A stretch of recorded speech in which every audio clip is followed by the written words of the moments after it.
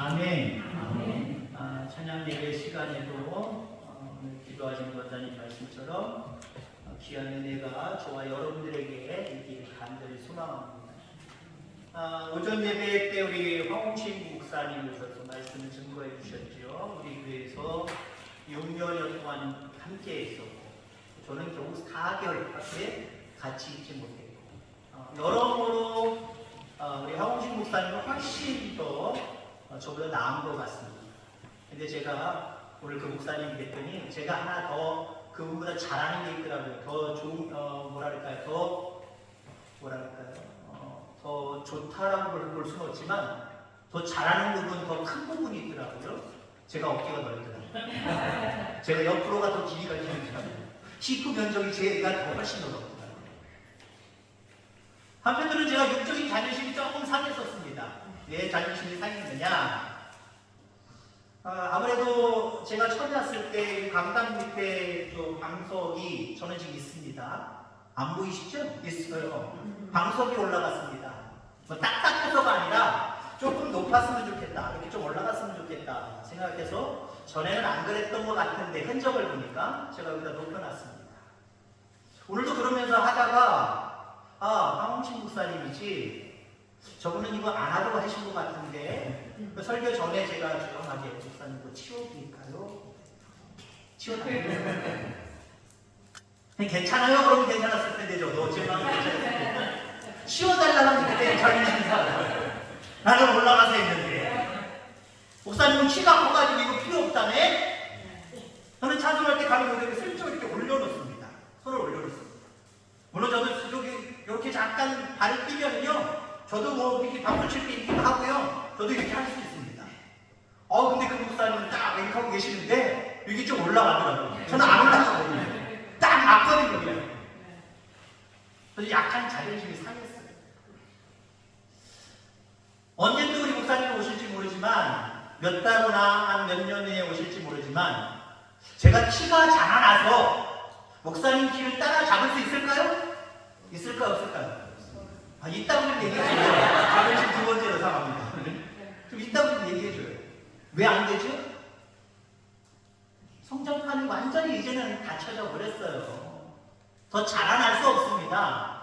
우리 인간의 키는 의학적으로 밝혀진 바에 의하면 여자는 만 15세, 남자는 만 17세가 되면 성장판이 거의 닫힌답니다. 물론 사람에 따라 좀 다르기 때문에 20살 안팎으로 성장이 멈춘다 보통 이렇게 이야기를 합니다만 정확하게는 남자는 17세, 여자는 15세 성장판이 딱 멈춘다는 거지. 올해 여러분 어떻습니까? 나이가 들어가면서 옛날엔 내가 170이었는데 지금은 어때요? 오히려 줄어들잖아요. 연골이 달기도 하고 허리가 쉬기도 하고 그러니까 아무리 피세요 안 펴지니까 어때요? 키가 쓱 줄어들죠. 2, 3cm, 3, 4cm 줄어듭니다. 그러면 우리는 성장판이 멈췄을 때 우리는 크기를 사실 포기해야 됩니다. 크려고 그때서 모양 먹고 크려고 그때 영양제 먹으면 아무 소용이 없어요. 한참 자라날 때 그래서 부모님들이 뭐래요? 야, 키 크게 많이 먹어. 먹는 대로 간다는 거죠. 그래서 어렸을 때는 자꾸 먹이려고 했습니다. 보약도 먹이고 여러 가지 양약도 먹이고 이것저것 다 많이 먹였지요. 지긋지긋하게 말 안 듣죠? 그러다가 나중에는 엄마 나 이렇게 조금밖에 났어. 조금밖에 났더니 네가 안 먹으면 조금해진 거지. 우리는 성장판이 멈추면 성장하기를 포기해야 됩니다. 자라는 것을 기대할 수가 없습니다. 이 육적인 우리의 육체적인 부분입니다. 그럼 영적인 부분은 어떨까요?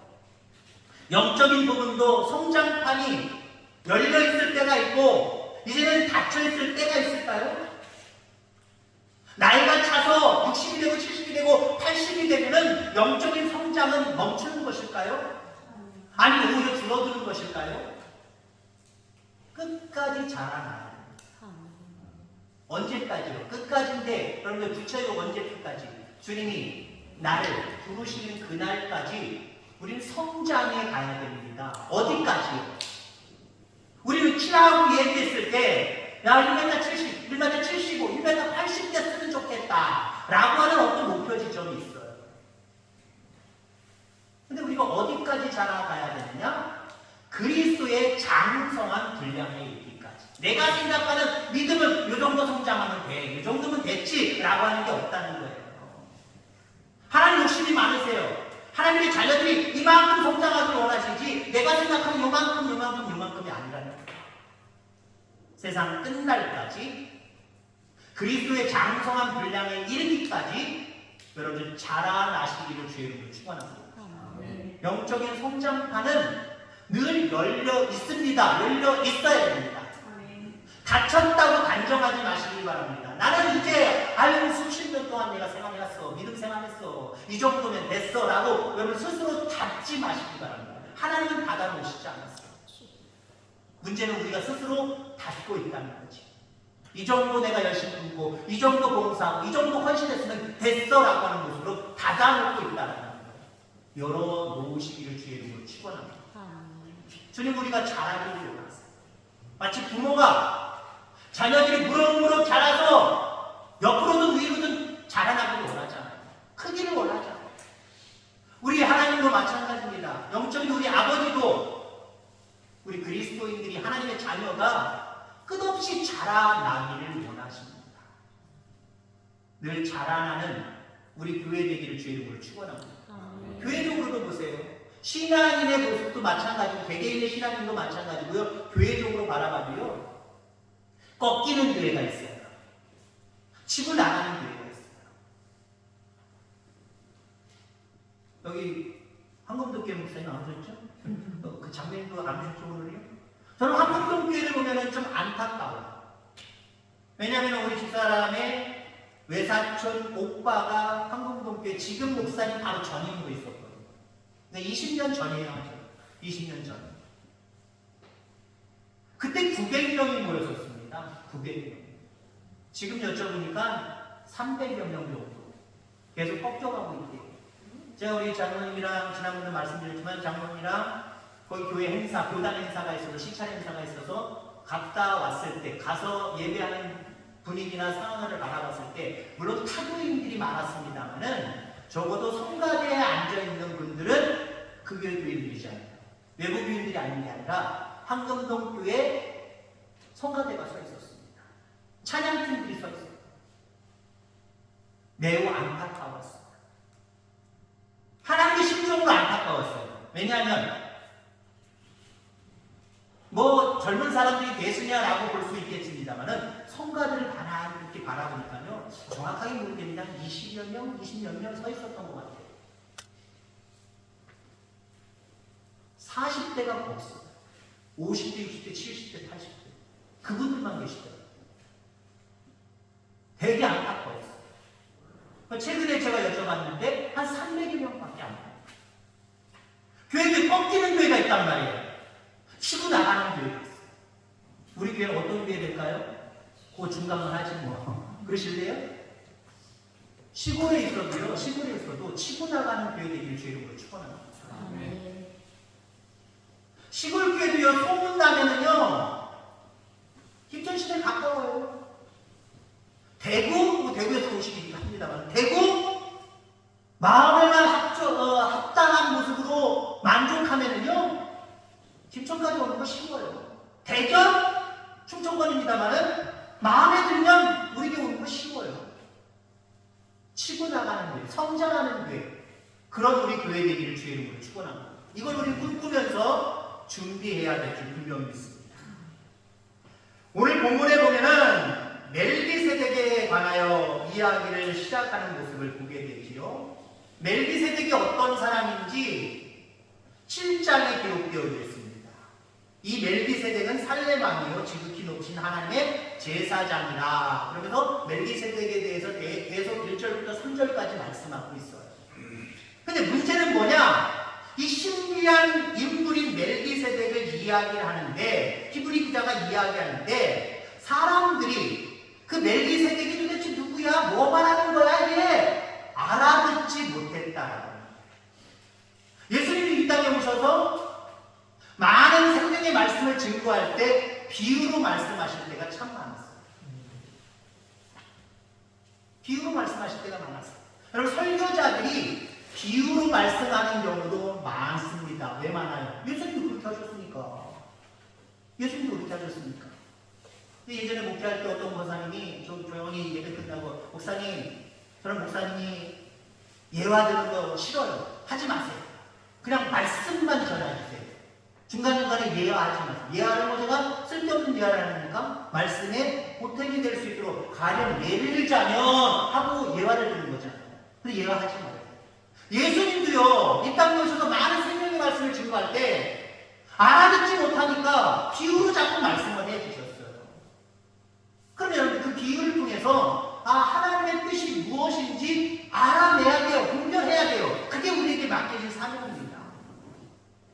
근데 멜기세덱에 대해서 지금 히브리 기자가 이야기하는데 많은 믿음의 사람들이 멜기세덱이 누구야? 뭘 설명을 하는 거야? 이게 무슨 얘기야? 여러분 여기에 멜기세덱은 예수 그리스도를 예표하는 겁니다.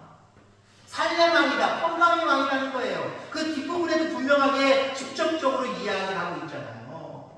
그 다음은 살렘 왕이 곧 평강의 왕이요. 아버지도 없고 어머니도 없고 족보도 없고. 누구 얘기하는 거예요? 아버지도 없고 족보도 없고 어머니도 없고 족보도 없고. 물론 어머니 따지면 예수님도 족보 있지 않냐?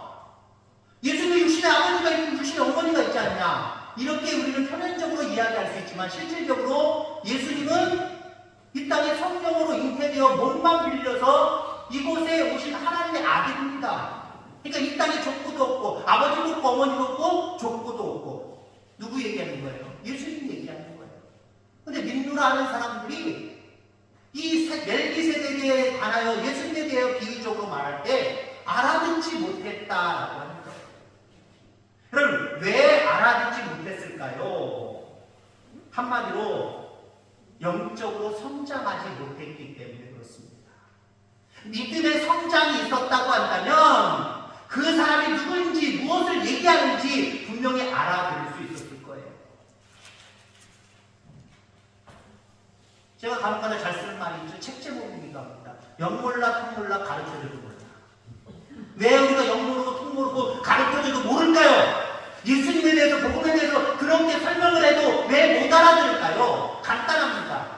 믿음의 성장이 이루어지면 알아듣는 말씀들이 더 많아지게 되어 있어요. 하나님의 뜻이 무엇인지 분별하는 게 더 많아지게 되어 있어요. 근데 믿음의 성장을 이루지 못하고 늘 그 자리에 어린아이와 같은 그 자리에 머물러 있으면요, 이게 누구한테 하시는 말씀인지 뭐 하라고 말씀하시는 말씀인지 이해할 수가 없다라고 하는 거죠. 오늘 어린아이와 같은 신자 그리고 장성한 신자에 대해서 비유적으로 말씀해 주는 모습을 보게 됩니다. 언제까지 여러분들 불평불만하고 살아가시겠습니까? 다른 사람을 위해, 교회를 위해, 하나님을 위해 일하지 못하고 주변 사람들을 불편하게 하며 살아갈 수 있겠습니까? 자라나시기를 바랍니다. 어린아이들은요, 자기밖에 몰라요. 남을 위해서 사는 모습을 아직 터득하지 못했어요. 그렇기 때문에 자기 뜻대로 안 되면 칭얼칭얼거리고 삐지고 울고 뛰쳐나가고, 이게 어린아이의 모습이라는 거죠. 근데 여러분들의 신앙의 연륜은 어느 정도입니까? 여기는 뭐 선교님들은 없으시니까 뭐 아이들 떼놓고는 집사님들, 권사님들, 안수 집사님들, 장로님. 자, 우리 따라합시다. 성도는 삐질 수 있지만 자기 직분 가지고, 목사는 자기가 목사야. 자기 거 직분 얘기했는데 다른 목사는 그러네. 성도는 삐질 수 있지만 목사는 삐질 수 없다. 삐지면 안 돼요. 때로는 여러분 그렇게 하다 보니까 막 삐져가지고 막 목사님 이거 안 나가요. 그런 분도 있어요. 누굴까요? 권사님들이 그래요. 집사님들이 그래요. 아직은 장로님들은 못 봤습니다. 그렇다니까요, 여러분들. 왜 그럴까요? 직분과 관계없어요. 믿음이 자라나지 못했기 때문에, 성장하지 못했기 때문에 삐지는 거예요. 왜? 자기밖에 모르니까. 근데 믿음이 성장하면 자기밖에 모르던 사람이 이제 다른 것을 생각하게 된다라고 하는 거죠. 우리가 흔히 세상 아이들 커갈 때 뭐라고 얘기해요? 철들었네, 철들었네. 왜 그런 얘기를 하죠? 자기보다 이제 엄마를 생각하고, 자기보다 아버지를 생각하고, 자기보다 형제를 생각하고, 자기보다 다른 사람들을 생각할 때 우리 흔히 뭐라고 해요? 철들었네. 가능한 여러분도 어쩌다가 엄마 생일이나 아버지 생일이라고 뭘 사왔어요. 아유, 철들었네. 왜요? 그보다 더 어렸을 때는 엄마 나 뭐 사줄 거야? 아빠 나 뭐 사줄 거야? 뭐 사줘? 안 사줄 막 띵청대고 그냥 물고 짜고. 그러던 아이가 어느 정도 커가니까 이제는 자기 욕심 부리지 않고 남을 배려하고 남을 위해서 생각하고 말하고 행동할 때 우린 철들었다라고 얘기합니다. 옆에 분들한테 질문해볼까요? 영적으로 철드셨습니까? 저기 형제끼리랑 얘기해요. 철들어야 돼요. 다시 말해 영적으로 성장해라. 자, 그러면 우리가 영적으로 성장이 이루어지려고 한다면 무엇이 필요할까라고 하는 거예요. 어떤 것이 우리를 영적인 성장의 통로로 이끌까라고 하는 거죠. 무엇이 또 영적인 통로가 될까? 세 가지만 말씀드리고자 합니다. 하나님의 말씀입니다. 왜 그러냐면 인간이 육체적으로 커가는 것은요, 먹는 대로 간다고 앞서도 말씀드렸죠. 잘 먹어야 돼요. 지금 외국인들이 한국인들을 볼 때, 특히 뭐 일본 같은 옆에 사는 일본인들도 한국 사람들을 볼 때 놀래 자빠진답니다. 왜요? 쟤네 몇 살이야? 고등학생이야? 고등학생이 저렇게 커? 일본인들이 고등학교 앞을 지나가다가 고등학생 교복 입은 고등학생들을 보고 놀래 자빠진답니다. 왜? 자기들 나라의 평균치보다 우리나라의 비율이 훨씬 더 커가니까요. 그만큼 우리나라 경제가 좋아졌다는 거예요. 먹고 살기 좋아졌다는 거예요. 과거에 여러분들이 어렸을 때 어떻습니까? 장모님도 어렸을 때 어떻습니까? 보릿고개 다 저는 경험 못했지만 경험해 보셨잖아요. 쌍둥이 사다가 가마솥에 이만큼 불려갖고 드셨잖아요. 지금처럼 고기가 이렇게 우째도 먹었어요, 여러분들. 그거 가지고 2명, 3명, 4명, 5명 먹었죠. 없어서 못 먹었죠. 돈이 없어서 못 먹었죠. 그리고 여러분들의 키가, 연세 드신 분들의 평균 키가 지금 아이들의 평균 키에 비하면 확 낮아져요. 먹는 대로 가는 거예요. 생명의 말씀이 여기 있습니다. 아멘. 생명의 말씀이, 생명의 양식이 여기 있다는 거예요. 생명의 양식을 날마다 읽고 듣고 그러시기를 주의 이름으로 축원합니다. 키 크는 아이들은요, 밥그릇을 늘 옆에 차고 있어요. 하루에 3끼, 4끼, 5끼 먹어요. 물론 잘못 먹으면 찌기까지 밖에 안 하지만은 잘 먹어요. 어찌됐든 잘 먹어요. 안 크는 애들은. 우리 아이가 특히 큰 아이, 여기 큰 아이 잘 못 보셨죠? 보실 분도 있겠습니다만 요 셋 중에 평균 키로 따지면 제일 작아요. 그렇지 뭐 하은이보다는 뭐 실질적으로는 1대1로 볼 때는 큽니다만은 남자 키로는 평균 이하의 키로예요. 제일 작아요. 그 아이가 늘 얘기하는 거 있어요. 엄마가 아침 먹어라. 누가 요즘 아침을 먹어? 누가 요즘 아침을 먹어? 누가 요즘 아침을 먹어? 라고 주찬하고 그렇게 생각하고 그렇게 말하던 아이가 결과론적으로 받아보면 짜리몽땅 잃어버렸어요. 성장을 못했어요. 육체적으로 성장을 못했어요. 바빠 죽겠는데 누가 생명의 말씀을 먹어? 그 시간 없어. 그 시간 있으면 나 일해야 되고 그 시간 있으면 다른 사람 만나야 되고 그 시간 있으면 내가 다른 거 해야 돼. 아니요. 가까이 하시기 바랍니다. 생명의 밥그릇이에요. 이 생명의 말씀을 가까이 하면서 그 말씀을 날마다 주야로 묵상하고 영적으로 드실 수 있는 여러분들 계셔서 영적인 성장이 크게 이루어지게 되기를 주의 이름으로 축원합니다. 또 여러분들 영적인 성장의 통로는요, 기도입니다. 기도하는 만큼 크게 되어 있어요. 기도는 비유적으로 제가 말씀드리면 비와 똑같아요. 오늘 서재가 비사님이 포도 농사 짓는 데는 어떤지 모르지만 왜 비가 자주 오는지 모르겠어요. 글쎄요. 비가 너무 많이 내리면 피해를 주기도 해요. 그러나 적당한 비를 한번 생각해요. 농작물에 아주 지대한 영향을 주는 거예요. 아무리 여러분이 저기 모터를 이용해서 물을 끌어온다고 할지라도 하나님이 주시는 자연적인 비가 얼마나 귀합니까, 여러분들? 그 양을 조절하시는 것 하나님 앞에 감사해야 돼요. 지금 중동인가 어딘가 보니까 2년 올 비가 하루아침 몇 시간에 다 내렸다고 얘기하면서 공항까지 잠긴 거 보여주더라고요. 과해도 안 되지만 우리 하나님은 참 좋으신 하나님이에요. 때를 따라 적당히 내려주시잖아요. 간혹가다 무엇인가 경고하시려고 겸손하게 하시려고 과하게 하심으로 우리를 깜짝 놀라게 하지만 그래도 우리는 감사하신 그 하나님을 바라보아야 되고요. 늘 일상적인 모습을 바라보세요. 하나님이 때가 되면 내리게 하시고 때가 되면 쭉 멈추게 하시고 얼마나 감사해요. 기도가 마치 비의 영향분과 같다라는 거예요. 늘 하나님 앞에 끌어엎드려 기도하는 저와 여러분들 되기를 주의 이름으로 축원합니다. 기도하는 만큼 우리는 영적으로 자라나게 되어 있습니다. 자라난다는 게 뭐예요? 하나님을 이해한다는 것, 하나님의 말씀을 받아들인다는 것, 그거잖아요. 그럼 누가 하나님의 말씀을 받아들일 수 있습니까? 이해할 수 있습니까? 대화 잘하는 사람들이 이해하는 거예요. 여러분들, 고부간의 갈등이다, 무슨 갈등이다, 노사 간의 갈등이다, 왜 갈등이 벌어집니까? 속에 있는 얘기를 자꾸 서로 나누다 보면 갈등은 없어요. 그런데 서로 헤아릴 수 있는 마음만 가지고 있다면 저 사람이 저런 마음을 가지고 있구나. 내가 그래 좀 양보해서 저 사람을 위해서 좀 살아야지. 서로 이런 모습이 있다고 한다면요. 왜 갈등이 있겠습니까? 여러분, 하나님의 말씀 따라 살아가는 것도 중요하지만 또 기도하는 것도 매우 중요하다는 거예요. 기도할 때 하나님의 의중, 하나님의 의도, 하나님의 뜻, 하나님의 섭리를 알아갈 수 있어요. 그럴 때 우리의 삶은요, 목적이 생기면서 즐거워할 수밖에 없어요. 우리가 삶을 살아가면서 아유 힘들어, 인생이 뭐야 도대체, 아유 알 수가 없네. 왜 알 수가 없을까요? 목적을 상실했기 때문에. 내가 왜 사는 거지? 내가 왜 존재하는 거지? 자꾸 이걸 잃어갈 때마다 하루하루가 힘든 거예요. 왜 그렇습니까?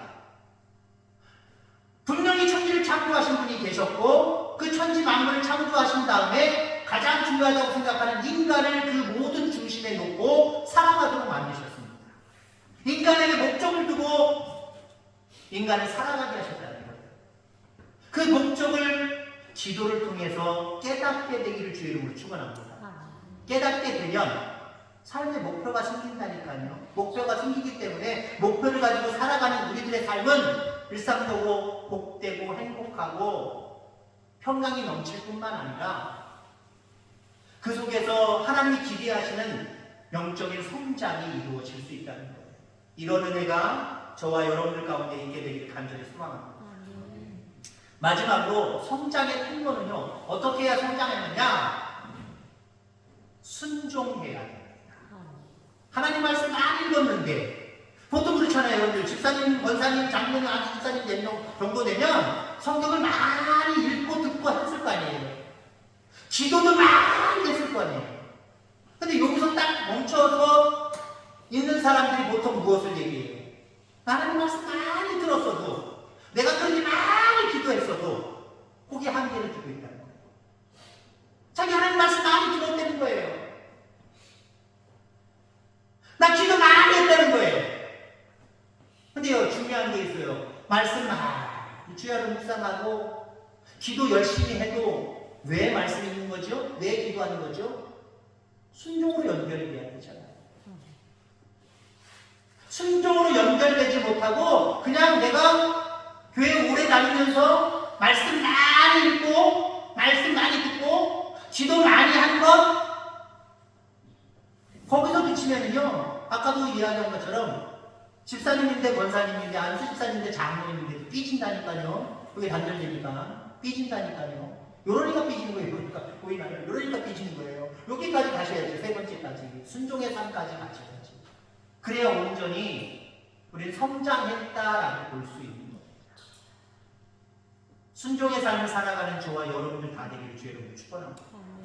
하나님의 말씀은 왜 여러분에게 증거되어집니까? 순종하라고 주시는 말씀이에요. 물론 순종의 제 첫 번째는 아멘입니다. 일단 받아들여야죠. 아멘으로 받아들여야죠. 이게 아멘으로 받아들이는 건지 한 귀로 듣고 한 귀로 흐르는 건지 그러면요 설교자도 이 설교 강단 앞에서 신이 안 나요. 근데 여러분들 뭔가 아멘으로 표현하고 받아들이는 모습이 있을 때 일단 목회자도 신나요. 근데 더 신나는 게 있습니다. 조용히 삶의 자리에 돌아가서 그 말씀대로 사는 거예요. 지난번에 목사님 그런 설교 하셨죠? 그래서 내가 가서 이렇게 했어요, 저렇게 했어요. 그 소리 들을 때 참 기뻐요. 여러분 전도하셔야 됩니다. 한 사람씩 찾아가서 하셔야 됩니다. 달걀 드리겠는데 이 달걀 다른 분들한테 나눠주면서 전도하세요.